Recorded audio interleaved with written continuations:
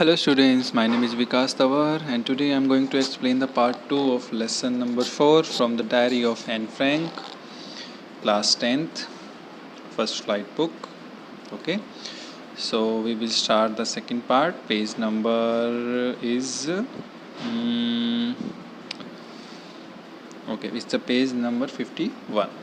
Okay, yes, start it. Okay.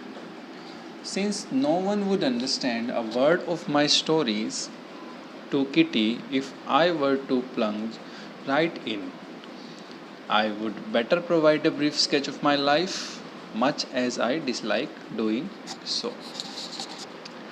अब वो क्या बोलती हैं, क्योंकि नो वन वुड अंडरस्टैंड, क्योंकि कोई नहीं समझेगा, एक शब्द भी नहीं समझेगा ऑफ माई स्टोरीज़, मेरी जो कहानियाँ हैं जो मैं किटी में लिखूँगी, if I were to plunge right in, यदि मुझे उसके अंदर सीधे ही लिखना पड़े, सीधे ही कूदना पड़े, तो I would better provide a brief sketch of my life, मैं अपनी लाइफ का ब्रीफ स्केच मतलब कि बिल्कुल जो संक्षिप्त जो उसका जो विवरण होता है वो मैं देना चाहती हूँ, much as I dislike doing so.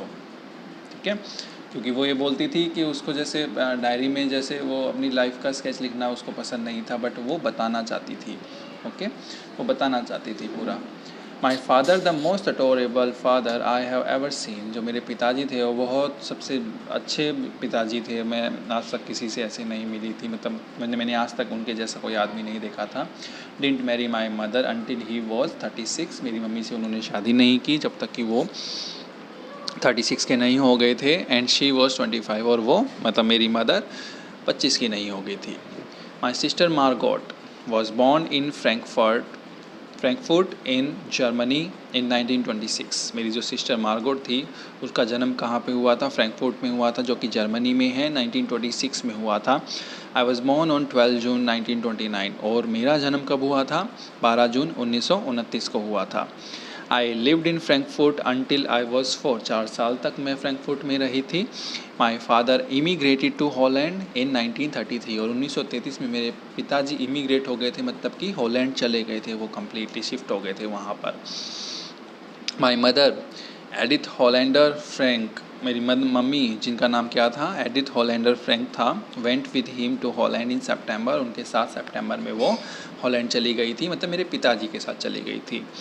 While Margot and I were sent to Aachen to stay with our grandmother, जबकि मैं और मार्गोट मेरी जो सिस्टर थी वो हमें कहाँ भेज दिया गया था? आचेन एक प्लेस है, जगह है, वहाँ पर भेज दिया गया था ताकि हम अपनी ग्रैंडमदर के साथ रह सकें. Margot went to Holland in December, Margot दिसंबर में हॉलैंड चली गई थी. एंड आई फॉलोड इन फरवरी, और मैं फरवरी में उसके पीछे मतलब आ गए, उसके बाद आई थी. When I was plunked down on the table as a gift present for Margot. plunk down मतलब कि it's an informal word, put down in a casual way, मतलब कि नॉर्मल तरीके से उसको एज ए गिफ्ट उसको भेजा गया था. कहाँ पर? हॉलैंड में भेजा गया था, क्योंकि मार्गोट का क्या था?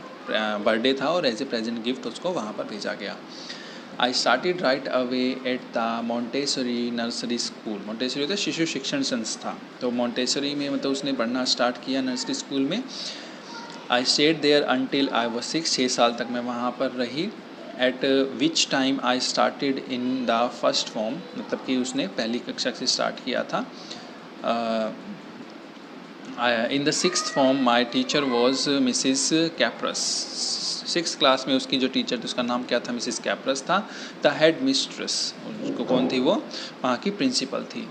Eight the end of the year we were both in tear as we said a heart breaking farewell. और साल के अंत में क्या हुआ था? वो दोनों काफ़ी रोए थे, क्योंकि उन दोनों को अब क्या करना था? एक दूसरे से अलविदा करना था. फेयरवेल करना था उनको.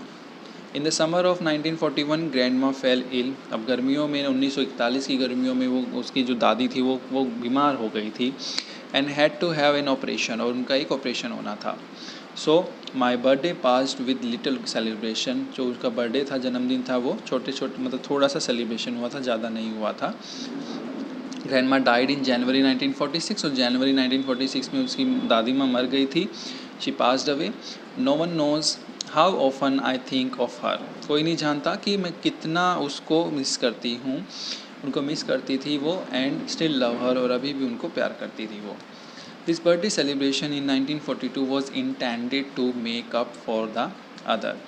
दिस बर्थडे सेलिब्रेशन, जो बर्थडे सेलिब्रेशन था वो 1942 वाला, जब उसकी ग्रैंड मदर उसकी she died, when she died, तो वो सेलिब्रेशन सिर्फ लोगों के लिए मनाने के लिए ही था, लोगों को दिखाने के लिए. And grand mass candle was light along with the rest. और ग्रैंड माँ की जो मोमबत्ती थी वो जलाई गई थी दूसरे लोगों के साथ.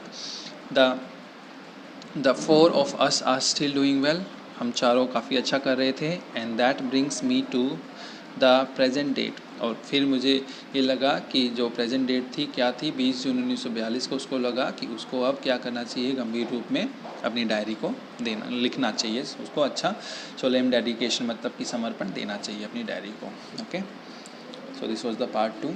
Okay, I will explain the next part in the next video. I hope you all have understood. Thank you so much. This is the lesson of from the diary of Annie Frank, class 10th, lesson number 4. Thank you so much.